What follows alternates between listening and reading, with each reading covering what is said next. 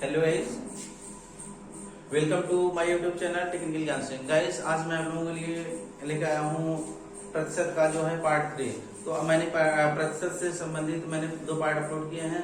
I hope आप लोगों ने उसको देखा होगा और उससे संबंधित जितने भी सारे कॉन्सेप्ट थे आप लोगों को समझ लिया होगा। तो आज गाइस, आज का जो हमारा टॉपिक होगा वो होगा भाग 3 प्रतिशत का। तो हम प्रतिशत के पार्ट 3 से देखेंगे किस तरह से क्वेश्चन बनते हैं, उसको देखते हैं। तो आज का जो हमारा टॉपिक होगा ये होता है परसेंटेज पार्ट 3। तो इसको हम देखते हैं किस तरह से इसमें क्वेश्चन बनते हैं, किस तरह से क्वेश्चन पूछे जाते हैं। तो इसमें सबसे पहला क्वेश्चन दिया है, सबसे पहला जो क्वेश्चन है इसमें कि आपके सामने दिया है। तो इससे पहले क्वेश्चन, सबसे पहले वीडियो को स्टार्ट करने से पहले अगर आप लोग मेरे चैनल पर नए हैं तो चैनल को सब्सक्राइब कर लीजिए और वीडियो को लाइक शेयर कमेंट कर दीजिए। तो चलते हैं नेक्स्ट वीडियो में। तो इसमें क्वेश्चन दिया है, क्वेश्चन क्या कह रहा है, क्वेश्चन इसमें ये कह रहा है कि किसी कक्षा में 70% विद्यार्थी जो है हिंदी में उत्तीर्ण है। कितने परसेंट है? 70% विद्यार्थी जो है हिंदी में उत्तीर्ण है और जो है 85% विद्यार्थी जो है गणित में उत्तीर्ण है तथा 80% विद्यार्थी दोनों विषयों में उत्तीर्ण है। तो कक्षा में उत्तीर्ण छात्रों का प्रतिशत हमको निकालना है। तो क्वेश्चन आई हो समझ पा रहे होंगे। क्वेश्चन में ये कह रहा है कि जो दिया है कि 70% विद्यार्थी हिंदी में उत्तीर्ण यानी कि पास हुए हैं और 85% जो है विद्यार्थी जो है गणित में पास हुए हैं और जो है 80% विद्यार्थी जो है दोनों विषय में पास। तो उत्तीर्ण होने वाले बच्चों का प्रतिशत हमको निकालना है। तो इस तरीके के क्वेश्चन को किस तरह से हम सॉल्व करते हैं, इस टाइप का जो क्वेश्चन होता है बहुत ही सिंपल होता है। बहुत आज के बाद आप लोग इस टाइप के क्वेश्चन को आप लोग बिल्कुल आप लोग छोड़ेंगे नहीं। तो हम देखते हैं सबसे पहले इसमें क्या करते हैं। तो सबसे पहले इसका हम समझते हैं। इसमें कह रहा है कि चलिए इसको हिंदी बना दे रहे हैं, इसको हम मैथ बना दे रहे हैं। अब यहाँ पर कह रहा है कि हिंदी में कितने परसेंट है? 70%। कितना परसेंट है? 70%। और यहाँ पर मैथ की बात करें तो कितना परसेंट है? 80% है। अगर हम दोनों की बात करें, दोनों का मतलब ये हो रहा है कि ये जो 80% जो दिया दोनों का दिया है। तो यहाँ पर ये 80 हिंदी में जो है, यहाँ पर 70% है, मैथ में जो है 85% है और इसके बाद यहाँ दोनों में जो है वो 80% है। बात सुनाई? तो यहाँ पर ये चीज हुआ। अब हमने देखिए, अब हमको क्या करना होता है, इसमें हमको यहाँ पर इस तरह से हमने लिख के हिंदी लिख लिया, इसके बाद यहाँ पर मैथ लिख लिया, इसके बाद हम क्या कर दिए, हम दोनों का परसेंट लिख दिया। अब हमको क्या करना है, इसमें कुछ भी नहीं, हम इस तरीके के क्वेश्चन को हमको कुछ नहीं करना है, हमको दोनों को जोड़ लेना है, हिंदी प्लस मैथ तो जोड़ लेना है। तो कितना आ गया इसमें? 70 प्लस 85 अगर हम जोड़ेंगे तो कितना हो जाएगा? 8 7 15 यानी कि 155 आ गया। अब हमको जो ये 55 आया है हमको दोनों में घटा देना है, क्योंकि इसमें से कुछ इतने विद्यार्थी 80 में से कुछ विद्यार्थी ऐसे हैं जो क्या हो रहा है कि दोनों में जो आ रहे हैं। तो यहाँ पर हम इसको क्या करते हैं, 155 में ये पास होने वाले विद्यार्थी हैं, तो पास होने वाले विद्यार्थी। अब यहाँ पर क्या हो रहा है, 155 माइनस क्या कर देंगे, 80 कर देंगे। अगर हम 80 कर दे रहे हैं तो कितना हो जाएगा, यहाँ पर 5 आ जाएगा, 15 में 75%। तो 75% विद्यार्थी क्या हुए, 75% विद्यार्थी जो हो रहे हैं वो पास हो जा रहे हैं। ये क्या हो रहा है, पास होने वाले के। अब 75% अगर पास हो रहे हैं फेल कितने होंगे? अगर 75% पास हो रहे हैं तो फेल कितने होंगे? 25%। तभी तो 100 होगा ना। पूरा हमको कितना होता है, परसेंटेज हमको पूरा टोटल 100 माना जाता है, 100 होता है। तो अगर 75% जो है पास हो रहे हैं, फेल होने वाली संख्या कितनी होगी? फेल होने वाली संख्या होगी ये यहाँ में 25%। ठीक, बात समझ आई? तो इस तरीके से क्वेश्चन को हम आसानी से सॉल्व करते हैं। हम एक बार फिर से देख लेते हैं। इसमें कह रहा है कि किसी कक्षा में जो है 70% विद्यार्थी हिंदी में और इसके बाद 85% विद्यार्थी जो है गणित में, दोनों विषयों में जो है 80% है। तो हमने क्या किया, हिंदी प्लस मैथ को जोड़ लिया, इतना आ गया। अब हमने क्या किया, टोटल वाला जो था, जो दोनों में जो थे, जो कॉमन होता है, इसमें हमको ध्यान ये देना है कि हमको सिर्फ इतना ध्यान देना है, कॉमन को घटाना है, कॉमन वाले को घटाना, कॉमन को घटाना है। तो इसमें इतना हमको ध्यान देना है, कॉमन जो होगा, कॉमन मतलब जो दोनों में होगा, जो दोनों में होगा उसी को घटा देना है। हमने इसको जोड़ लिया, इसको घटा दिया, तो हमारा इतना आ गया, 75% आ गया। 75% जब पास हो रहे हैं तो फेल कितने परसेंट हो गए? फेल होने का जो परसेंटेज होगा वो 25%। तो आई होप मेरे प्यारे साथियों आप लोग सुन पा रहे होंगे। तो आप लोग स्क्रीनशॉट ले लीजिए या तो नोट डाउन कर लीजिए। चलिए आप लोगों के लिए नेक्स्ट क्वेश्चन, आई होप आप लोग नोट कर लिए होंगे। तो अब ये क्वेश्चन और हम देखते हैं इसी टाइप का। ये जो होता है, ये टाइप जो होता है परीक्षा में फेल पास होने से संबंधित यहाँ पर एग्जाम में अक्सर क्वेश्चन बनते हैं, यहाँ से अक्सर एग्जाम में क्वेश्चन पूछे जाते हैं।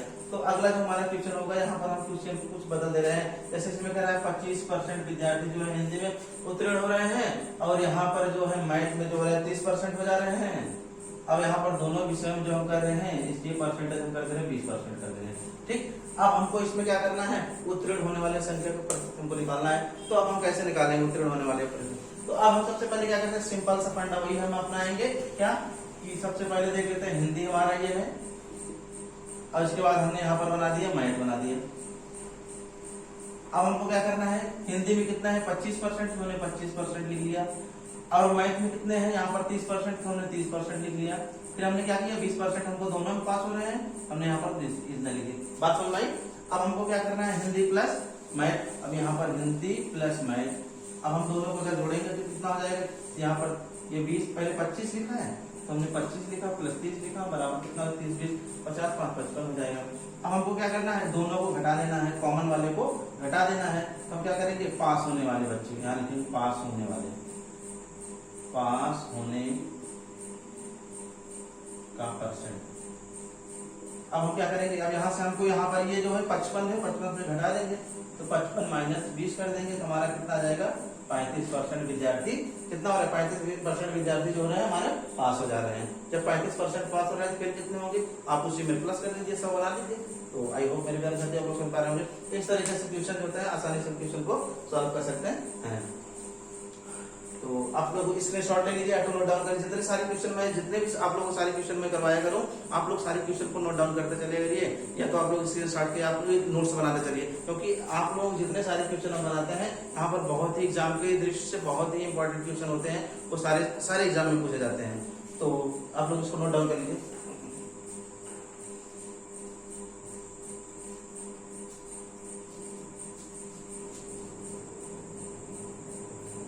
चलते हैं नेक्स्ट क्वेश्चन पे।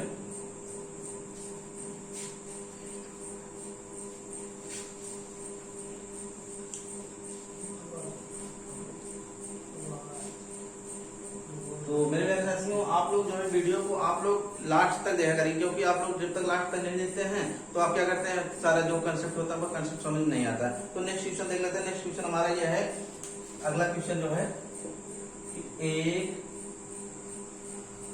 गांव की जनसंख्या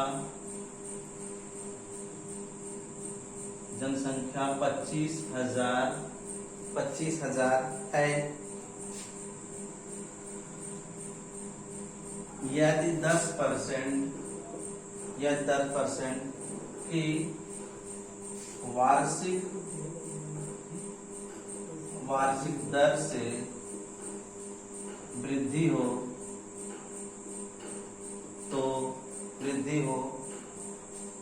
तो 2 वर्ष बाद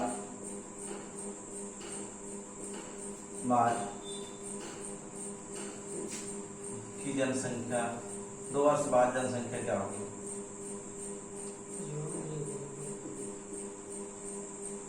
क्या होगी? ठीक, तो क्वेश्चन यह है, आप लोग क्वेश्चन पढ़ लीजिए एक बार फिर से। इसमें क्वेश्चन दिया है कि एक गांव की जनसंख्या जो है 25,000 है, एक गांव की जनसंख्या जो है वो 25,000 है। यदि कह रहा है 10% की वार्षिक दर से, वार्षिक का मतलब सालाना जो होता है, वार्षिक दर से वृद्धि हो तो 2 वर्ष बाद जनसंख्या क्या होगी? तो इस तरीके से क्वेश्चन होते हैं, इस तरीके के क्वेश्चन अक्सर एग्जाम में बनते हैं, अक्सर क्वेश्चन पूछे जाते हैं। तो इसमें हमको क्या करना है, इसमें कह रहा है सबसे पहले हम देख लेते हैं कि यहाँ पर कह रहा है कि 2 वर्ष बाद 10%, तो हम कहेंगे सबसे पहले क्या करते हैं कि पहले की जनसंख्या, यहाँ लिखते हैं पहले जनसंख्या। यहाँ पर पहले जनसंख्या मान लीजिए 100% है। आप कह रहा है 10% की बाद जो है, 10% जब वृद्धि होगी कितना हो जाएगा, बाद वाली 110 हो जाएगा, बाद की जनसंख्या। मतलब पहले कितना था, 100% था, जब 10% की उसमें वृद्धि हुई तो कितना हुआ, 110% हुआ। अब 110 पे हमको क्या करना है, हमको सॉल्व करना है। तो हम इस तरीके के क्वेश्चन को इस तरह से सॉल्व करते हैं। अब यहाँ सबसे पहले देख लेते हैं, सबसे पहले क्या करते हैं, 25,000 दिया है, ठीक, 25,000 का टोटल जनसंख्या दिया है। अब हमको क्या करना है, कह रहा है 2 साल, मतलब 2 साल में कितने जनसंख्या हो जाएगी। अब यहाँ पर 10% की वृद्धि, तो जितने यहाँ पर हमको यहाँ पर ये ध्यान देना है कि जितने साल जितने साल दिए रहेगा उतने हमको ध्यान देना होगा। हम 2 साल दिया तो हम क्या करेंगे 110, क्यों, क्योंकि 10% की वृद्धि हो रही है, हमने यहाँ क्या कर दिया 10 को जोड़ दिया, हमारा 110 हो गया। अब हमको कितने पे हो रही है 100 पे हो रही है, जो वृद्धि होगी उसको ऊपर लिखेंगे, जितने पे हो रही है उसको नीचे लिखेंगे। 100 पे 10%, इसलिए मैंने इसको ऊपर किया, 100 पर 10 हो रही है तो मैंने क्या किया इसको ऊपर किया। फिर इसके बाद 1 साल का हो गया, अब 2 साल के लिए फिर से वही चीज यहाँ पर भी हम वैसे लिखेंगे। अब हमको क्या करना है, अब हमको इस तरह से हम आ गया, अब इसको कैलकुलेशन हम कर लेंगे। यहाँ पे 2 0 0 से कट गया, 1 0 ये कट गया, यहाँ से कट गया, फिर 1 0 ये बच रहा, इसको कट गया। अब हमारे पास बचा क्या, हमारे पास बचा है 25 का गुणा 110 का गुणा 11। अब हम इसको सॉल्व कर लेंगे। अगर हम इसको सॉल्व कर रहे हैं तो इसको सॉल्व करेंगे 11 11 में 121, यानी कि 121 यहाँ पर 0 हो गया क्योंकि यहाँ 0 है। अब इसी में 25 का गुणा कर देंगे, तो अगर हम इसी में 25 का गुणा करेंगे तो कितना हो जाएगा, तो अब इसको गुणा करने के बाद हम इसमें हमारा जो होगा वो आंसर आ जाएगा। तो इसको आई होप आप लोग गुणा कर लेंगे। यहाँ पर हम लिख दे रहे हैं डायरेक्ट, मैंने गुणा करके रखा है 30,250 250।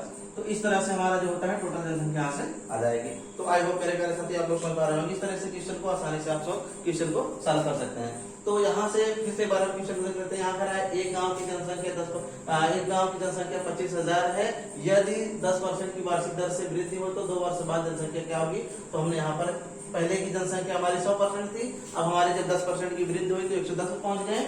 अब हमने क्या किया, हमको कितने पे 100 पर 10 की हुई तो हमने 10 को 110 को ऊपर लिखा, इसको नीचे लिखा। अगर ये घटता तो हम क्या करते, इसको नीचे रखते, अगर ये घटता तो क्या करते, इसको नीचे रखते। तो इस तरह से हम क्वेश्चन को सॉल्व कर सकते हैं। अगर यहीं पर हमको कह जाता है कि 10% की वार्षिक जो यहाँ पर वृद्धि जो लिखा है, अगर यहाँ पर बोलता कमी, यहाँ पर कमी करता तो क्या करते, तब हमको कितने पे कमी हो रही है, यहाँ पर हमको तो क्या करना पड़ता है, इसी क्वेश्चन को हम ऐसे उल्टा कर देते।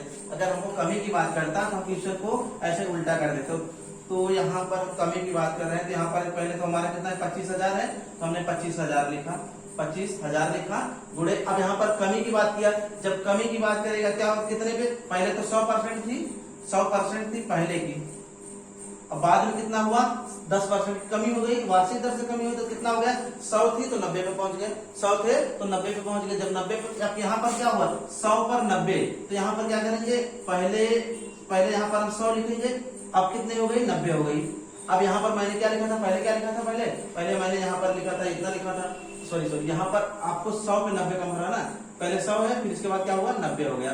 अब यहाँ पर वैसे 2 वर्ष के दिया तो हमने यहाँ पर ऐसे लिखा।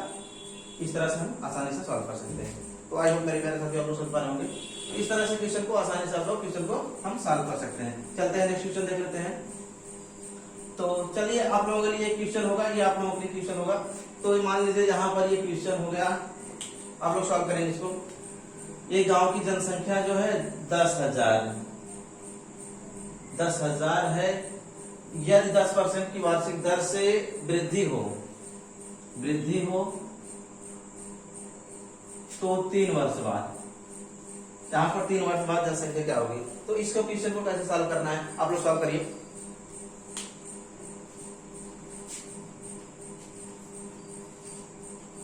आई होप आप लोग सॉल्व कर लिए होंगे। चलते अब यहाँ इसको देख लेते हैं, इसको क्या करते हैं। अब यहाँ पर सबसे पहले क्या करते हैं, यहाँ पर अगर हम पहले की जनसंख्या देखेंगे तो पहले कितना है, पहले 100 है, पहले कितना है 100 है। अब यहाँ पर अगर 10% की वृद्धि हो जा रही है, जब 10% की वृद्धि होगी कहाँ पर पहुंच जाएंगे 110 पे पहुंच जाएंगे। यहाँ पर ये बाद का हो गया, ये बाद का हो गया।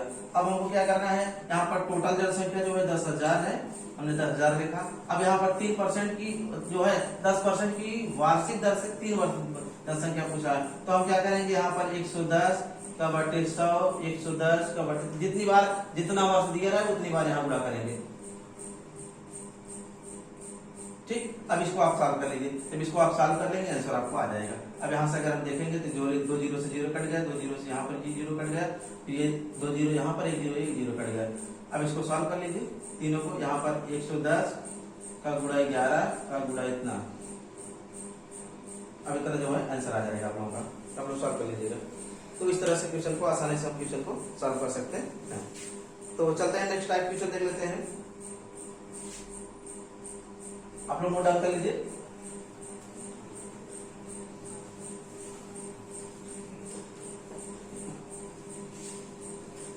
चलिए नेक्स्ट क्वेश्चन है,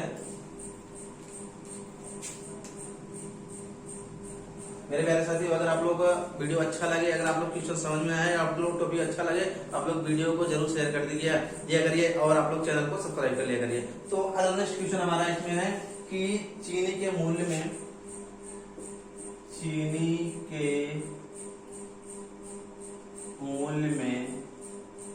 20% की कमी आ जाने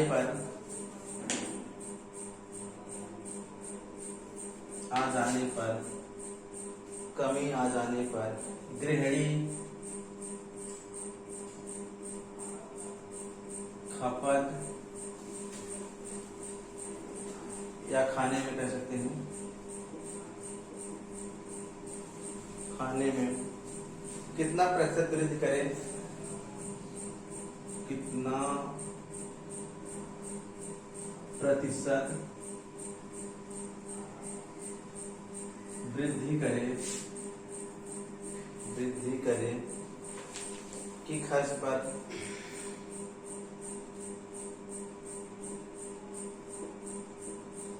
कोई प्रभाव ना पड़े। इस तरह से क्वेश्चन हो गया। अब यहाँ से क्वेश्चन ये हमारा कह रहा है चीनी के मूल्य में 20% की कमी हो जाने पर, मतलब चीनी के मूल्य में जैसे कोई गृहिणी है वो 20% की अगर चीनी के मूल्य में कमी हो जा रहा है तो वो कितना यूज करे कि जो पहले जितना यूज करती थी उतना अब भी यूज करे और उसका जो है बैलेंस जो है बराबर हो जाए। तो इस क्वेश्चन को सॉल्व करने के सबसे पहले देख लेते हैं यहाँ पर सबसे पहले क्या करना है कि क्वेश्चन देखते हैं, समझते हैं इसको। पहले बेसिक कंसेप्ट यहाँ कर रहा है 100% की कमी, 20% की कमी हो जाने पर। सबसे पहले देखते हैं पहले क्या है, पहले इतना है। अब यहाँ कह रहा है कि बाद में 20% की कमी हो जाए। जब 20% की कमी होगी तो ये कहाँ पहुंच जाएगा 80% पे। जब 20% की इसमें कमी होगी कितना पहुंच जाएगा 80 पहुंच जाएगा। अब कह रहा है कि गृहिणी को खपत इतना करना है कि जिससे उसमें खर्च में कोई वृद्धि ना हो। अब यहाँ पर ये 80 पहुंच गया, मतलब 20% की जब कमी हुई थी 80 पे पहुंच गया। लेकिन इसको क्या करना है, इसको यहाँ तक पहुंचना है फिर से, क्योंकि खपत में उसकी कोई कमी नहीं होनी चाहिए। भले ही मूल्य में कमी हो जाए लेकिन खपत में अगर वो 4 किलो यूज कर रही है तो 4 किलो यूज करेगी, अब वो चाहे जितने पैसे। अब यहाँ पर क्या करना है कि यहाँ पर ये जो है 20% की कमी हुई थी, यहाँ पर 80 पे पहुंच गए। अब इसको यहाँ तक पहुंचना है। अब हम क्या करते हैं इस क्वेश्चन को सॉल्व करने के लिए, सबसे पहले क्वेश्चन को सॉल्व करने के लिए क्या करते हैं कि यहाँ पर कहते हैं कि यहाँ पर हम लिखते हैं कि 20% की कमी मतलब 20 हुआ। अब कितने पे 20% हुआ, अब 80 पे। अब यहाँ पर इसको सॉल्व करना, अब इसके अब यहाँ पर क्या करें 100 लिख देंगे।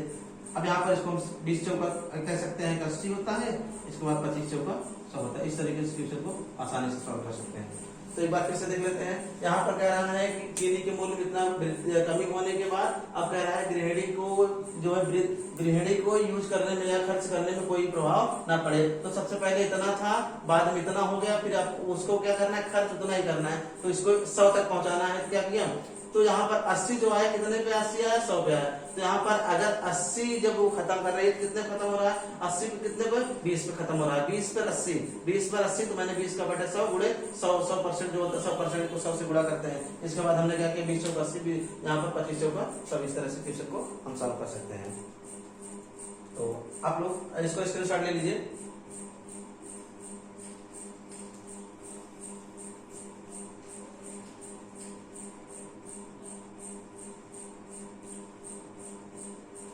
तो इस तरह से क्वेश्चन को अगर एक चीज क्वेश्चन पे ऐसे दे देता कि यहाँ पर कि इसका परसेंटेज मान लीजिए कुछ इस तरह से कर देता है यहाँ पर कि 25% की कमी करता है। अगर 25% कमी की जाने पर क्या हो खपत पर कितना प्रभाव पड़ेगा, या खपत पर कोई प्रभाव ना पड़े तो गृहिणी को किस तरह से।